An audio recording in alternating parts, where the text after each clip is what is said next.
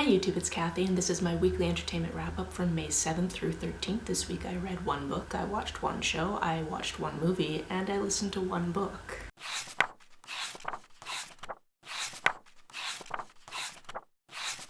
Quick travel update as always, and I'm going to be really sad when I can't say that anymore, which is going to be next month. But we are currently in Brasov, which is in the Transylvanian region of Romania. We got here the day before yesterday, and yesterday we actually left and accidentally picked a really good day to leave because there was a marathon in town. But we left on a day trip because we went to Bran, which is the castle that inspired Dracula. And you better bet that I had the house red while we were there. I also fell over for the third time on this trip, scraping up the exact same section of leg that I've scraped up the other two times that I've fallen over on this trip, which at this point I'm just calling it Dracula attacks. I left some blood in Bran. The book that I finished this week is a book that is on my 40 before 40 TBR, and that's The Murder of Roger Ackroyd. I made sure to stay far away from anything to do with what the plot or the reveal of this book is. I knew nothing going into it. I didn't even know if it was a Poirot or a Miss Marple book. And when I started out, I still didn't know if it was going to be one of those or if it was a weird standalone, because our main character is a character named Dr. Shepard, and we see everything about this case through his perspective. He's just wrapping up one case and he goes to talk to a friend kind of about it and about what the friend is thinking about and that type of stuff. We also come to find out that he has this new neighbor that everyone thinks might be a hairdresser for some reason, who goes by the name Mr. Porritt, and that's because everybody in town mispronounced it the first time, and Poirot is like, I'm retired, I don't want people to know who I am anyway, so it's fine that everybody is calling me by a different name. And then of course, once the murder of the friend he went to talk to, Mr. Roger Ackroyd, happens, somebody actually brings him in on the case. This gave this a little bit of Sherlock Holmes and Watson vibes because we have somebody else narrating what's going on with Poirot. And as I went through this, I had this sensation in the back of my head of, wouldn't it be interesting if the murderer was this person from the cast? I'm not going to tell you who it was, I'm not going to ruin it for you, but there was quite a cast of characters who could have done the murdering. It was a closed room murder situation, and I was just like, wouldn't it be really interesting if it was this person? And I ended up being right, and I was very happy with myself, but I'm not telling you who it was. If you've read it before, let me know down below if you guessed who it was or if you didn't know, but if you could not say who it was, that would be really helpful for those who haven't read it yet. Like I said, this is on my 40 before 40 TBR, which I'm slightly behind on, but I have almost 3 more years to complete it, so I think I'll be fine as long as I remember to keep reading books from this list. The show that we watched this week is all 7 episodes of Florida Man.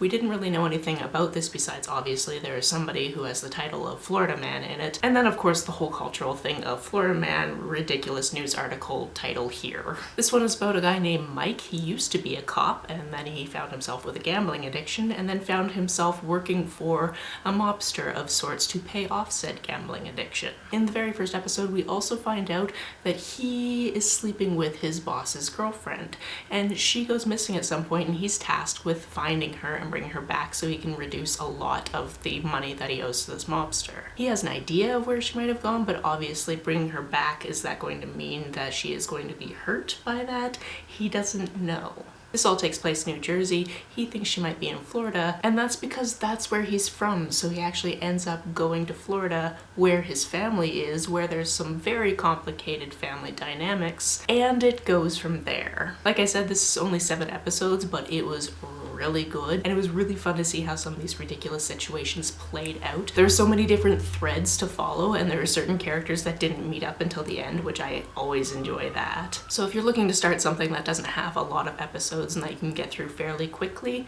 and you have access to Netflix, I would suggest this one. The movie we watched this week is the 3rd volume of the Guardians of the Galaxy, and we actually watched this in 4D, which is an experience we had never had before. It's also interesting watching a whole movie with Romanian subtitles, which finally made me remember the word for thank you, because I was finally seeing it written on the screen every once in a while. So if you're not familiar with the concept of 4D, you might be wondering what that is, and that means that the seats actually move. Sometimes there's flashing lights, sometimes there's wind in your hair, and sometimes water is being squirted at you.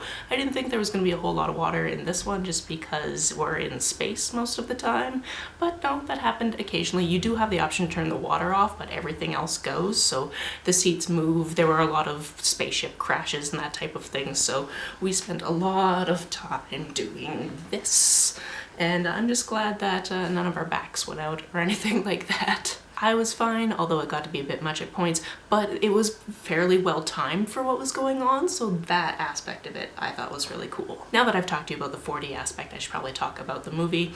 It's a Guardians of the Galaxy movie. Something happens, they need to save someone, and we spend the whole movie learning about this person's backstory and trying to save this person. It was wonderful. I really enjoyed it. There were certain things with the backstory where I was just like, I am already upset at what I know is going to happen just based on the fact that there's all of these characters that we've never heard of before and I know what's going to happen to them. I would say it's also important to watch the Christmas special, otherwise there's at least one dynamic that you're going to be very confused by. And then also in the second credit scene there's a little allusion to that situation, which honestly it's not worth going and waiting until the end of the credits unless you can fast forward them, because it was not a very long scene at all, and I thought it was fun. I thought it was fun that we saw it with friends in Romania. I thought it was fun that we did this 4D experience, even though I don't know if it's something I really ever want to do again, but it was fun to try at least the once. The audiobook I listened to this week is She is a Haunting. This is a book that takes place in Vietnam, and our main character is a 17-year-old American-born Vietnamese woman who is going to her parents' country for the first time. About 4 years ago, her father actually left the family and has been in Vietnam ever since, so her mom has been bringing them up with no child support, and basically she's about to go off to college, and he says that if she comes and stays with him for 5 weeks and helps him work on the website for the property that he's making into a bed and breakfast, then he will pay her first year's tuition. She doesn't want her mom to take out all of these loans because her mom has been working her butt off this whole time, so she decides to do this even though she doesn't really want to see her dad because she does not have a high opinion of him at this point, but she wants that money, so she goes. She's got 2 siblings, a little sister and a little brother. Her little brother stayed with her mom, who is actually in Vietnam for the first time since she moved over to the United States, and then her little sister is with her seeing her father, and it's really a contentious situation. She wants to spend as little time with him as possible. And in this house that he's renovating, she comes to realize that her family used to live there, but also French colonial settlers lived there, and there's a lot of history of that and things that people don't even think of when they're talking about this area. And she comes to realize that the house is in fact haunted. However, her dad will not believe her, so she and a friend actually decide to haunt that haunted house even more by playing tricks and that type of stuff. So maybe he will eventually get around to believing that it's haunted so she can leave. She doesn't want her and her sister to be there. She doesn't think that it's a safe place to be. Some of this haunting comes in prophetic dreams as well as sleep paralysis, which if you've never experienced it is very scary sometimes. My partner has it. He hasn't had it in a very long time, but one of our first experiences together, he kind of woke into the sleep paralysis moment and could see me sitting at the end of the bed. I wasn't actually there, and all he could think of was don't turn around and be like the librarian from Ghostbusters over and over and over in his head. And I think if that had happened, he might not be able to look at me the same way again, so I'm glad it didn't. This is a book that I saw recommended by Audrey from Perpetual Pages, and they talk about it, like always, much more eloquently than I ever could. So maybe go check out their review of this book, just because there's so much in this that I'm missing it, and I feel bad about that. But also, if you've been here for a while, you know that my reviews aren't that thorough. They're basically, this is what it's about, this is what I liked, and occasionally this is what I didn't like, although I try to read books I know I'm going to like. As a general rule, it's just easier.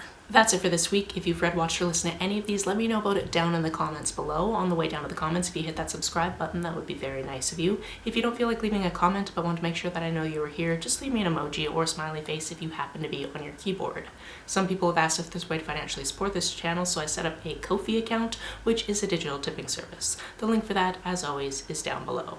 You can like and share this as you see fit, and I will see you very soon. Bye!